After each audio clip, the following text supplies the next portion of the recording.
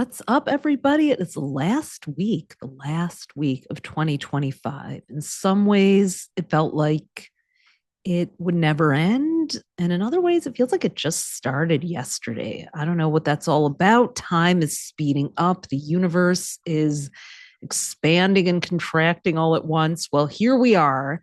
And it's Ophi here in Detroit.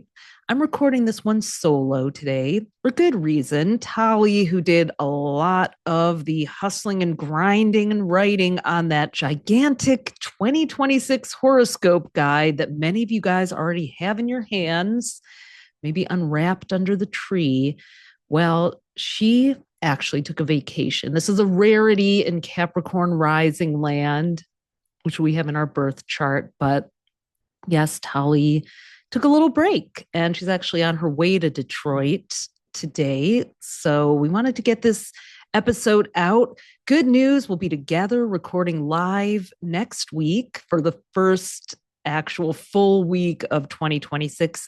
And hopefully we'll be seeing you on the 30th. This Tuesday, we are doing our annual Cosmic Closure event. 2025, the grand finale. It's a free webinar. We've done it all decade, and it's a really special moment that a lot of you guys may have joined us for in the past. If you haven't, definitely hop on. We go through a little guided ritual just to close out the year. It's at 1 o'clock Eastern, 10 o'clock Pacific. A nice time that I think allows our friends in Europe and Australia to join too. It's our preference. We wish we could all be on the same time zone because we really do love connecting with our readers and listeners from all over the world. But we're going to go through a guided ritual to really make peace with or just release 2025.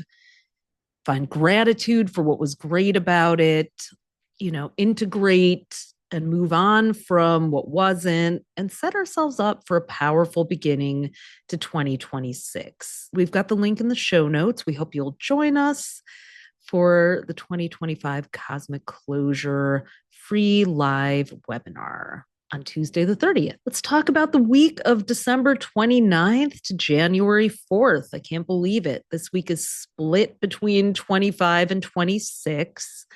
And, even if these calendar turns are artificially constructed, and we know that consciously, neuro research has shown that fresh starts give people hope. There's a book I'd love to recommend by Katie Milkman. She's at Wharton School of Business. She's a behavioral scientist. It's called How to Change. And one of the things that she talks about is that fresh start moments really have a strong effect on our psyches, even if we make them up. These moments where you get to say, all right, I know I messed up, but I can redeem myself. I can turn a new page. Listen, we don't want to bypass taking responsibility for things that we need to learn from, process, make amends for. I'm not suggesting that, but let's be honest. If you're listening to this podcast, you're probably more likely to be someone who takes responsibility for other people's stuff and maybe is overly responsible and overly accommodating. And you deserve a fresh start, even if it's to move on from someone else's BS. Hey, I'm just keeping it real here. Yeah, so let's see what the stars say about this week, too. Did they co-sign on that? Well, the week starts off with on Tuesday the 30th, Mercury and Saturn are square each other. So Mercury is the planet of communication. It's in Sagittarius. Saturn is in Pisces. And that is a moment for forgiveness. You may feel some squares can be sort of a pull in two dueling directions. So you might have all these really big ideas or a lot to say. But Saturn is kind of saying, like, look, you don't have to only use your words. Make sure your deeds are aligned, or give yourself a minute. You don't have to come up with every resolution at once. It's still 2025. Tap the brakes. Let's process what is still there Pisces rules the subconscious. So even if, you're rearing to go and to hit that fresh start button, this is a great day. It's actually the perfect day for cosmic closure. We didn't even plan it based on the transits, but it's lining up perfectly. And by the way, there will be a recording if you can't make it. It's always better live, but we know it's the holidays. You might be traveling. So we'll have a limited time replay. Don't let it stop you from signing up if you can't be there live, because if you sign up, you'll be sent the replay links too. Now, on New Year's Eve, we have the moon in Gemini. Gemini is interactive. It is about conversation and idea exchanges and writing things down. This might be the kind of New Year's Eve where we have like a small local social gathering, or you hop between different parties. Don't get stuck in one place. Gemini is about variety. So really let yourself kind of accept multiple invitations. Gemini can also like talk out of both sides of its mouth. So don't promise someone that you're going to show up and not show up. And then just be like, oh, I'm sorry, I got caught up here. If it's someone who really matters to you, or someone who is going to feel hurt that you're not there, then make sure that they know that you're a definite hard maybe with your RSVP, so they're not waiting around to share a special midnight moment and you're still in the club watching the ball drop with 10,000 strangers. Does anyone do that anymore? That was me in the 90s. I mean, my God. I'm thinking back to 1994, the club era of yore, like the first half of the 90s. It was like all about the gigantic mega club. I remember ushering in 1994 in New York City at the Palladium on 14th Street in New York City. And the Palladium is now a dorm at NYU, which they've renamed the Palladium dorm. I wonder if any of the students who live there know that it was where my elementary, junior high, high school bestie shared a kiss with his boyfriend at midnight. And I think we danced like until dawn. Ah, those were the days. It must be a Gen X thing. I don't even know. They say that Gen Z doesn't go out, doesn't date, doesn't party. I guess the action is happening on their screens. I don't know if that's true. While I do think that there are different generational patterns and trends, and definitely the stars have a lot to do with that too, especially the slower moving outer planets, Uranus, Neptune, Pluto, where they were. We call those the generational planets. I'm from the Pluto and Libra generation, and Neptune and Sagittarius. So we had our fun and we were exploring different types of relationships and that kind of thing. So there are ways that we are still all the same, and that those demographics have more to do with what age you are than what generation you're from. That's my opinion, but maybe that's just me being a Sagittarius trying to stay forever young. On New Year's Eve with the moon in Gemini, you might enjoy a multi-generational celebration.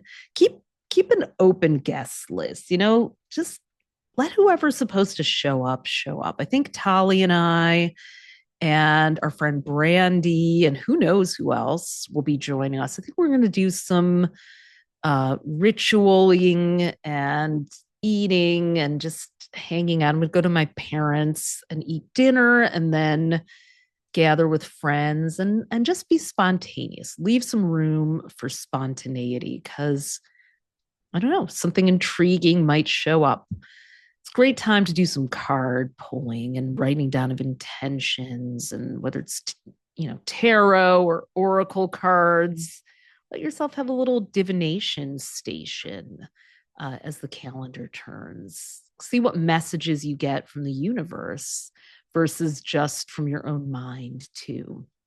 But I think with Gemini, you want to capture it, write it down, or leave yourself an audio note. Don't lose the ideas that come to you, because they really are going to probably become more important than you even realize as the year goes on. And the week does not stop there because on January 1st, we have a Mercury Neptune square. Saturn and Neptune are both rounding out these long tours of Pisces. And then Neptune won't be back for another 150 years by the end of January. By mid-February, Saturn is gone for another 29 years. And the big date, I'm going to talk about this in a minute. I'm going to go through some highlights of 2026 to get you ready after I give you the week's forecast. But Saturn and Neptune, you may be hearing or seeing on your feed, are going to meet at this 0-degree Aries point, which hasn't happened for about 6,000 years at that exact degree. And that is what Tali named the Great Reset. We say that with the disclaimer that we know great is one of those adjectives that's been co-opted by the authoritarian class, but it is a great reset of sorts. And hell, we are ready for one of those. I mean, one of the things that has popped up a lot this week in the news is just the mean-spirited White House memes that have come out on their feeds, on their social feeds, the anti-immigrant, just blatant.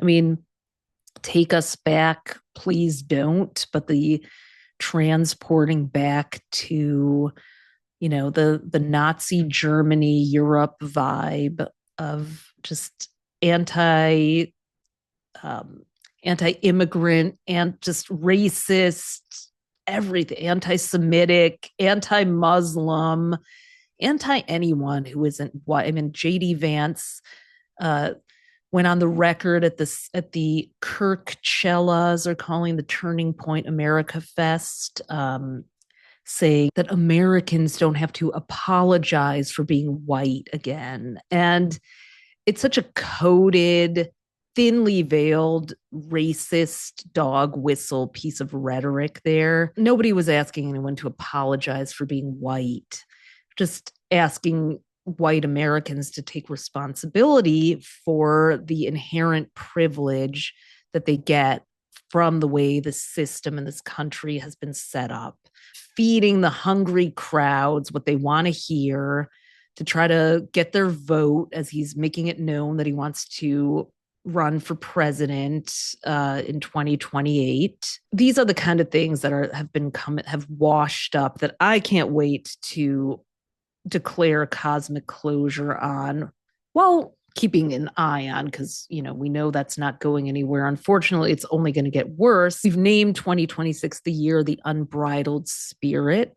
There's a really strong energies here. The fire horse, it's a 1 year. So while we are going to see new leaders emerge that finally inspire us and have the courage to bring this new energy to the humanitarian approach that's been missing, we're also going to hear more louder, obnoxious rhetoric, dogma, and racism from people like JD Vance and Tucker Carlson and Candace Owens and Nick Fuentes and all Megyn Kelly and all these people who have risen out of their troll caves this year, unfortunately. So we have to be prepared for that. And on January 1st, as the year opens with a Mercury Neptune square, it might not be a bad idea to take a little bit of a media detox, a social media detox that day. Just do something artistic, creative, make a vision board. Neptune rules the subconscious. It's in Pisces, and that's its home sign. Leaving Pisces January 26th. So tap into that. I just recommended The Artist's Way by Julia Cameron to one of my clients. I've recommended it to many clients over the year. If you're looking for a way to really stay in tune with yourself this year, that's a great self-study guide. On January 2nd, Chiron, the wounded healer comet, it's in Aries, which rules anger, and it's been retrograde for the last few months. It's going direct. It's going out of retrograde. So we've heard a lot of that angry rhetoric since the summer too. Chiron going out of retrograde will help us metabolize anger and voice it more productively. And then we've got the full moon, the first full moon of the year in Cancer on January 3rd. Every year, the first full moon of the year is either in Cancer or Leo. And I feel like it sets the tone for the year. So Cancer is about home and family and nurturing and caring and empathy. The shadow of it can be protectionism and just kind of anti-outsider, just all the stuff we've been seeing since Jupiter has been in Cancer this past year of, these America first, homeland security, just really, again, everything America is not about being co-opted as the false premise of what America is, and that white Americans, white Christian Americans are the true Americans. Full moon in Cancer is going to be opposite Venus and Mars, the two love planets, which are both in Capricorn. So what could that mean? Well, it could mean that we can't have love and connection without clear boundaries. We want to know where people stand. Capricorn is about values, structure, limits, boundaries, clarity, certainty, integrity. Cancer wants to envelop everyone in a big warm hug, and Capricorn says, well, wait, and make sure that whoever you're giving your heart to has really earned it. That could be in your personal relationships, that could be collectively. If 2025 taught us anything, it's unfortunately that there are even people who are close to us who are currently sort of in a cult mindset right now. And you could argue that everything's an occult and everyone's an occult, but there are very clear signs of a cult mindset. And one of them is not being able to feel safe questioning the leader or the leadership of an organization, a political party, a country, any group. It could even happen on a one-to-one basis. If you can't question and have equal dialogue in a relationship, if the terms of a relationship demand that one person is obedient and the other is in a dominating position, or certain topics can't be discussed freely with each person respectfully listening to the other's point of view and doing what they can to make sure that everyone has their needs met, especially after spending so much time with family. Cancer is a sign of family. So, whatever your definition of family is, having clear agreements makes for healthy family dynamics. And that's what the first week of the new year, the last week of 2025 are really here to underscore and show us in real time. I want to talk a little bit about 2026 and give you a sneak peek at what's ahead this year. I'm going to share some excerpts from our 2026 horoscope guide.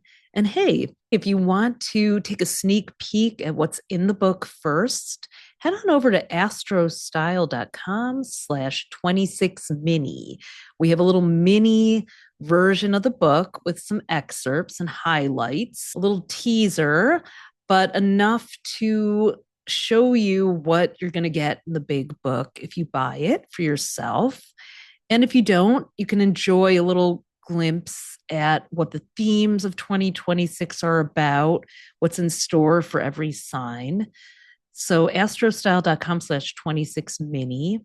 Or if you want to get the book and get all our bonuses, which don't come with the mini version, astrostyle.com/holiday. We still have some of our special bundles, and every book comes with a ticket to our January 11th Planet by the Planets masterclass. We're going to go through the most important dates and transits and themes of the year. And you'll get our digital hotspots calendar, where with the touch of a button, you can populate your Google Calendar or your iCal with all of what we call the hotspot dates. Those are part of the book, where it's month by month, week by week, all the most important transits, new moons, full moons, retrogrades, all the things we talk about on the podcast. So it'll populate your calendar and you can always see what's up, never miss a moment. You can reference in the book what it means. And we are here to set you up to win. So if you get the book or any of our daily horoscope planners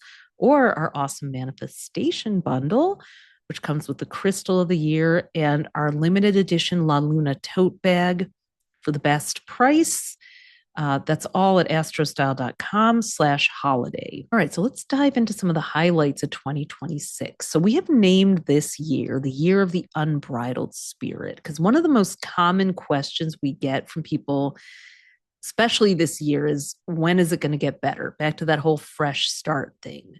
So our answer for 2026 is it's going to get better when humanity starts to focus on what unites us instead of what divides us. And that's why we named this the year of the unbridled spirit. So I'm going to read a little. We said, spirit, the animating force within, comes alive under this year's cosmic influences. It transcends our human foibles and our glaringly divergent political ideologies. Spirit is the base note of our essence. It's the core of who we are, the spark of light that follows us in and out of our human form. And in the year ahead, it's the part of ourselves that must fly free. Numerology echoes this. 2026 is a one universal year, kicking off a fresh 9-year cycle. Tear up the old scripts because they just aren't relevant. And one universal year demands action. Before we can figure out what's next, we might also need a moment to recover from the narcotizing effects of the 9 universal year. 2025, we won't miss you. But better make it a power nap, because on February 17th, the Aquarius new moon and the solar eclipse ushers in the year of the fire horse.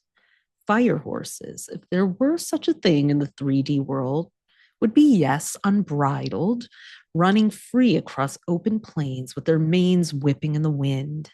We wish this feeling of unfettered liberation for you in 2026, even if it means letting go of the reins to which you've clutched so tightly. In essence, 2026 reminds us you are a spiritual being having a human experience. And when we say spirit, we're not talking about religion. We're not even talking about spirituality, at least in the sense of a ritual practice. To remember that we are spirit is to go beyond the tactile material plane. To acknowledge spirit is to embrace universality. You are spirit. I am spirit. We are all spirit. This is a oneness that connects us all, and it's stupefyingly simple. So let's race to the horizon without trampling each other in the process. That's just a little taste of our introduction, the condensed version. So, for manifesting in 2026, the year of the fire horse really is about independence, drive, charisma, passion, and rebellion. That is from February 17th, 2026, all the way until February 6th, 2027. We're going to be covering that in the podcasts to come. But, the Lunar New Year happens at the first Aquarius new moon of every year. So if you're a Capricorn born in January, your lunar sign, your Chinese sign, as it's also called, is the sign of the year prior. It's a different calendar. It's the lunisolar calendar, where everything begins at a new moon. So the horse is associated with Gemini, the Western sign. So it's about that restless freedom. It's kind of perfect that we have a Gemini moon on New Year's Eve and day. And fire years, so every 2 years of a decade, are ruled by one of the 5 elements of lunar astrology. So years ending in 6 and 7 are ruled by the fire elements. We're moving away from 4 and 5 wood years. Wood is about growth, expansion, leadership, kind of standing tall and growing like a forest or a tree. And then fire is kind of about like lighting the spark, forward momentum, action, passion. And it's interesting that coincides with the 2026 universal 1 year in numerology. So the universal year is calculated by adding up the digits of the year. So 2026, 2 plus 0 plus 2 is 4, plus 6 is 10. And then you add those double digits until you get a single one. So 1 plus 0 is 1. And that's how we arrive at a 1 year. So the transition from wood to fire is kind of from like steady to unbridled. And then from 9 years are challenging and transitional. The last one was 2016. No comment. We know what happened then. And 9 to 1 is a new decade long cycle. So I would love to put what started in 2016 and 17 behind us. But 1 is the beginning. It is the reset button. So we've got a lot of that. We picked a tarot card for the year. We chose the Chariot. It's a symbol of willpower, action, control, and determination. Moving forward, if you're a tarot reader, it's a person in a chariot being pulled by two sphinx-like characters. One is black, one is white. There's so much symbolism in tarot. I'm not going to unpack it much. Our crystal of the year is carnelian. It had a special role in ancient Egypt. It was called the setting sun stone. It's a symbol of motivation, vitality, and courage. We felt like it went along with the energy, the unbridled spirit, the passion. It was also known as the artist's stone. So art has always healed the world. We're art school graduates from the University of Michigan. Our aunt and our grandfather were both gifted artists. We've been surrounded by artistic people our whole lives, and I'm so grateful for that. It's because I think the artist's mindset is one of curiosity and questioning, and you want to bring that into 2026. Some of the major transits that we'll be talking about this year, well, we've got that Saturn-Neptune conjunction February 20th in Aries.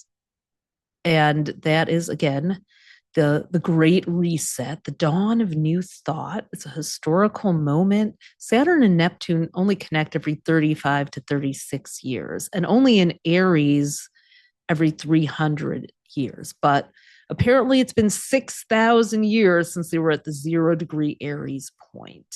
And we had a brief preview of Saturn in Aries from May 24th to September 1st of this year of 2025, and Neptune in Aries from March 30th to October 22nd. Whatever sparked up as these planets moved out of watery Pisces and dipped into fiery Aries briefly over the spring and summer and early fall is going to settle in for the long haul. Neptune's going to be in Aries till 2039 and Saturn until 2028. So this is, we call 2025 the year of the divine pendulum because some of these outer planets started and ended the year in the same signs, but in the middle of the year, they dipped into new signs. They gave us a sneak preview of what was to come. 2025 was truly a bridge year. We've got Jupiter in Cancer for the first half of the year until June 30th, also more watery. And then on June 30th, Jupiter moves into Leo. So we've got big love and loud power. Things are going from water to fire, just like Saturn and Neptune are going from water to fire as they go from Pisces to Aries. So things are about to get very yang up in here. And Leo is very showy. It's the first time since 2014 that Jupiter's transited into Leo. So think back to that. Cancer is sort of like in the shell and Leo is center stage. So conserve your energy in the first half of the year. We have 4 eclipses in 2026, and 2 are in Aquarius and Leo, and 2 are in Virgo and Pisces. First one's February 17th, as we said, a solar eclipse in Aquarius. It's an annular solar eclipse, which is called a ring of fire. When you can see that outline of the sun around the moon, it looks like a fiery circle. So what a way to kick off the year of the fire horse with a ring of fire eclipse. Sometimes these planets are so on brand and literal, I don't know what to do with myself. So 2 weeks later on March 3rd, the second part of eclipse season's happening. Eclipses always happen in pairs. So it's a total lunar eclipse in Virgo on 3/3. Let's see what kind of data emerges under Virgo's spotlight. And then August 12th, we have the first Leo eclipse in this new Leo Aquarius series, a total solar eclipse in Leo.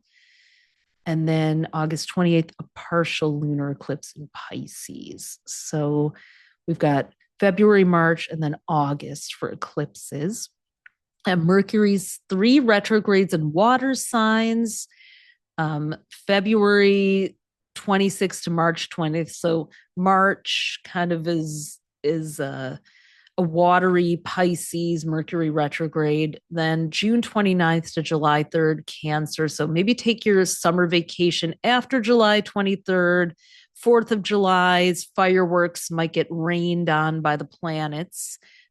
A Mercury retrograde in Cancer, which is about patriotism and home and family, not ideal for those family summer trips. So a little later, I'm thinking August might be a better time for those big family trips. And then Halloween, October 24th to November 13th, Mercury retrograde in Scorpio. Silver lining on that, we have had Mercury retrograde over the holidays for the last few years. And, you know, as a business that sells books, written products, which are ruled by Mercury, the post office is ruled by Mercury, dates and everything. Like, we have weathered our book sale season through Mercury retrograde with our planners for the last few years. So I, for one, am thrilled that we do not have any Mercury retrogrades during the holiday season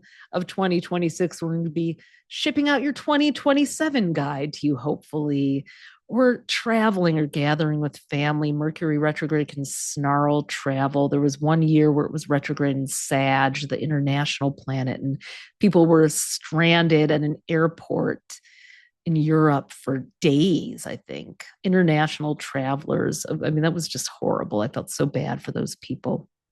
And we do have a Venus retrograde this fall, October 3rd to November 13th. So, we have Venus and Mercury both retrograde around the same time. And Venus retrograde happens every 18 months. Venus rules love, harmony. There's always a celebrity breakup with a Venus retrograde, but sometimes reunions of old loves too. And splitting its time between Scorpio until November 13th, and then in Libra. I'm sorry, Venus is retrograde. It's splitting its time between spicy Scorpio until October 25th, and then Libra until November 13th. Those happen to be 2 signs that are most associated with long-term relationships and intimacy. So, do the relationship foundation building work early in the year. October and the first half of November, we're going to be navigating Venus and Mercury retrograde. Some of the other highlights, we also have Uranus going into Gemini. We had a sneak preview of that this July 7th to November 7th of 2025. The first time Uranus is in Gemini since 1941 to 49. So, we do not want to relive the 40s, except for maybe economically speaking. But from April 25th of this year, Uranus is going to go into Gemini and stay there until May 2033. So this is another long cycle that we got a sneak preview of last year. Uranus is about innovation. Gemini is also, the silver lining of this is leaving Taurus, where it's in fall, which means it's in a weakened or challenged or debilitated position, because Taurus hates change and Uranus is the planet of change. So it was this mismatch we've been living with since 2018 and 2019. So now till 2033, rapid innovation, just like we saw in the 40s, is ahead. Yes, that does mean the AI bubble is not going to burst, but hopefully all the AI slop and climate impact, and I don't think it can be stopped. I'm reading everything about it. Some people who think that AI is oversold, overhyped, like the .com era. Some people who think that we're in AI denial and that it is going to overtake so much of what humans can do. We shall see. But simultaneously, I think what's also going to help us unpack that, we've got the North Node going into Aquarius July 26th and the South Node in Leo. So Aquarius does rule technology. One of my favorite parts that I wrote of our 2026 horoscope book in our big book is uh, an analysis of the financial cycles throughout the 20th century into the 21st. Every time the North Node was in Aquarius and the South Node was in Leo. Leo rules gold, the gold rush of all, as every 18 years, it's in one or the other. And I tracked all the way through a century and a quarter how that lined up. And my curiosity was piqued when I was invited to the New York Stock Exchange and started looking into the history of financial astrology and came across a book from 1938 talking about how the market followed 18-year cycles, peaking with the Leo North Node, when there's a lot of expansion and speculation, that gold rush, Leo, get rich quick, sometimes greedy mentality, and then correcting when the North Node comes to Aquarius, which is about the collective and the people and regulation. And I mean, it really does track. I also came across a book called Cycles by Herbert Hoover's chief economic analyst, who was tasked with finding out what caused the Great Depression and interviewing all these so-called experts and hearing kind of across the board, people's answer was, we don't really know. So he set out, and he has a book called Cycles that's been reprinted over and over again since the 1940s, where he saw like everything, like patterns in animal groups, nature, industries, housing markets. It followed 9.2 and 18-year cycles, which really grabbed me because I know that the North and South nodes do that. Every 9.5 years, they flip. So you'll have the South node in Aquarius and the North node in Leo, as we did in 2017 and 18. And then now, 9 to 10 years later, we have the North node in Aquarius and the South node in Leo. So you can really track that. And you can, if you get our book, you can read the fascinating trajectory. It's really for the astro geeks out there. Well, I guess it is, the astro rabbit hole is funny. You start really learning about yourself, but then this branch of astrology that's called mundane astrology, the astrology of world events, that's what really kind of got me. When you look at the past and see cycles like this, big historical trends and how they've repeated, that's what got my skeptical mind being like, I gotta learn more about this. Like, it was fascinating enough how right it would be about people, but when I saw, oh my gosh, this is happening again. This is a forecasting model, just like weather, just like economic patterns. I mean, I hate to say it, but from what I've learned right from the source, people who make predictions and forecasts about the weather, about viruses, about vaccines, everything, have told me about the market and the economy, have told me they look at past patterns and large samples of data to forecast what might happen or what could happen when similar conditions arise. Well, that's what mundane astrologers do as well, with our own set of spiritually informed and astronomically informed tools. So we're tracking, just like the weather, we're tracking where the planets are too, the moon cycle, the phases, So don't sleep on the astrology as a forecasting tool. I'm sure you're not if you're listening to this. But I also love to find validation for it. We also have Chiron, the wounded healer, has been in Aries since 2018 as well. It's going to go into Taurus. And Taurus is money. Healing what we value is going to be, after Uranus leaves Taurus and kind of came in like a wrecking ball to the economy, it birthed the crypto and cashless revolution. Well, Chiron is probably going to come in and have us heal what got broken as well. Lord knows there needs to be healing. I mean, the just the billionaire oligarch class and just the widening gap of just seeing how young people who are doing the right thing, going to college, wanting to work, can't afford the cost of living, health insurance and benefits being taken away from hardworking people just so billionaires can have more, more, more.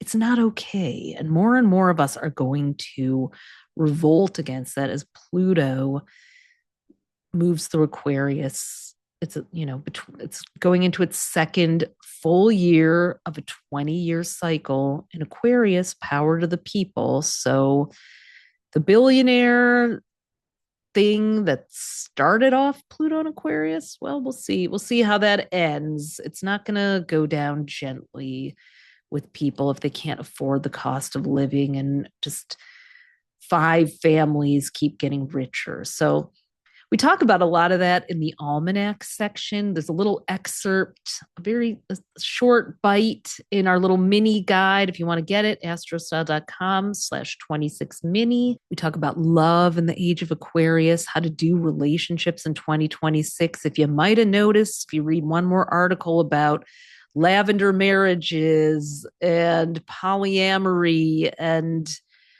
living apart together and birds' nests where older women are creating communes, and the 4B movement in Korea of women who are swearing off men until men get their shit together. Just there's so many new models, and just breaking down of the old model, as well as the backlash of the trad wife movement and the religious nationalist movement to try to turn back the clock. Well, we analyze that and tell you what the planets say about that, what is ahead. We talk about financial astrology and cycles, as I mentioned. Birth of a species, AI, and the transhuman age. Tali did a ton of research on Ray Kurzweil, the American futurist, who has a principle he called the singularity. He predicted the AI phenomenon decades ago, the point where human intelligence merges with machine intelligence and shifts the evolutionary curve. Is that what's ahead? He predicted it would happen in 2045, which is interestingly the year that Pluto leaves Aquarius. So you'll read about that in the almanac section in the back of our book. We have a human design forecast. We included 2 new parts of astrology that are really on the rise more and more, as they should be. One, astrocartography. We teamed up with Helena Woods. Some of you guys follow her. She's an amazing astrocartography expert. And we have a section on astrocartography. Where in the world should you go? With more and more people leaving the country or looking at other places to live as their governments go through these shocking changes, or far-right nationalism and war crop up in the countries that they live in, and they look to relocate post-pandemic too. Astrocartography has really risen as a tool for finding the best place for you. It shows lines, or they're called parens, lines in your chart. It's like your birth chart overlaid over a map of the world, and the planet that has a line there brings its energy. I was in Montecito, California, and heads up, go on over to astrostyle.com/events, because we're going back to Montecito to Godmother's Books on January 14th, and a whole bunch of other events we've got planned rolling out in January and February and beyond. So you can sign up for those or follow our calendar there. Well, while I was in Montecito, I went to LA and Montecito.